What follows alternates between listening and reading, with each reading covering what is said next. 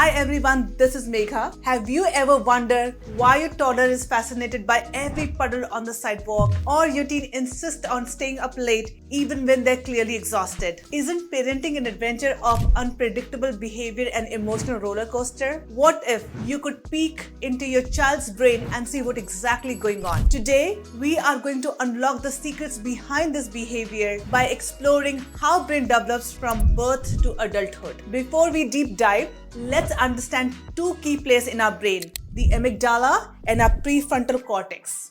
The amygdala is deeply embedded in our brain and is responsible for our emotional response. It reacts to triggers quickly, often without much reasoning, which is why amygdala dominates our emotional response. Whereas the prefrontal cortex is in the front part of our brain, it is responsible for reasoning, logical thinking, planning, and moderating social behavior. Prefrontal cortex help us to think before we act. But here's the most interesting part. The prefrontal cortex matures later than amygdala. Understanding these two key parts of the brain and their speed of maturation will help us to understand why our kids behave the way they do at different stages of their life. Without further ado, let's dive deep into the fascinating world of the brain and discover how it can change the way we see our kid. Phase 1 of brain development is the subconscious download phase. From birth to around 7 years of age, your child brain is like a sponge, absorbing everything around them. Social cues, language, emotional response, behaviors. They download whatever they see in their brain without much of logical thinking, because their prefrontal cortex, which is responsible for reasoning and logical thinking,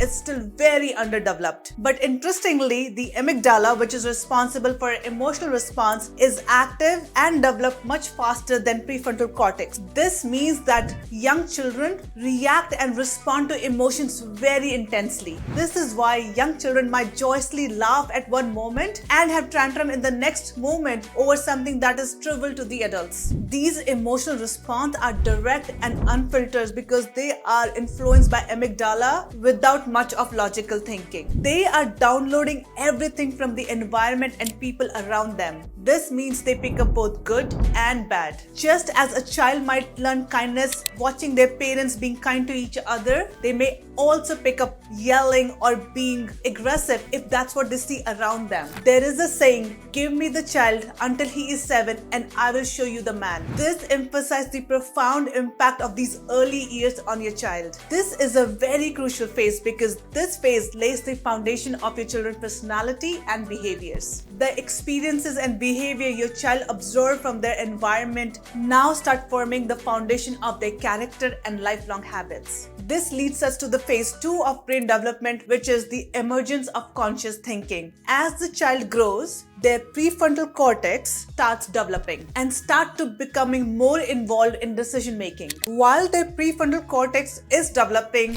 their amygdala is still highly influential. This means that at this stage, children begin to involve logical thinking, reasoning in their decision making, but their decisions and what they do is still highly influenced by their emotional response, their amygdala. This leads us to the turbulence of adolescence, a period marked by significant brain changes and developmental challenges. Enter phase 3 of brain development, developmental transition. In this stage, the prefrontal cortex, which is responsible for logical thinking, is gradually trying to catch up with amygdala, but in your teenagers, your amygdala is still the most influential part of the brain. The dominance of amygdala often leads to emotional and reward-seeking behaviors that are characteristics of teenage behavior. That is why teens are more likely to take risks and act on impulse because of the brain that prioritizes emotional response and immediate gratification over logical thinking. Navigating this crucial phase requires understanding from parents and educators. Recognizing this complex play between prefrontal cortex and amygdala helps us to provide better support as our kid grows. As the prefrontal cortex matures,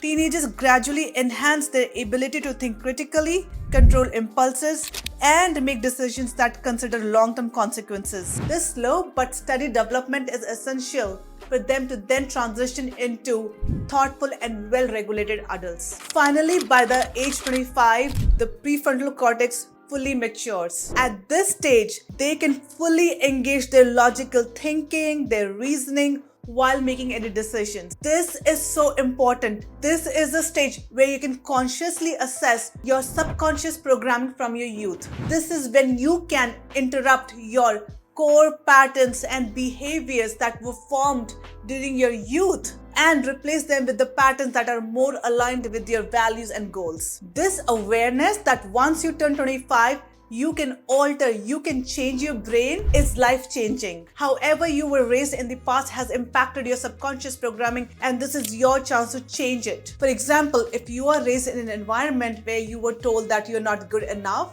and that belief has imprinted in your subconscious, this is the time when you can consciously question and disrupt that belief and override it with a new one. I am good enough. I am capable. I can do hard things. As we have seen today, the journey of brain development is complex and continuous. This is my hope that after seeing this video, you can understand why your child behave the way they do. And this understanding also helps you to provide more loving and nurturing environment for your kid. Remember, the brain may take time to mature, but our approach to support our kids to these stages should be proactive and compassionate. Let me know in comments if you learned something new today and how you will use this information in raising your child. Please like and subscribe for more videos on parenting and personal growth. Thank you so much for watching, and I'll see you in my next video.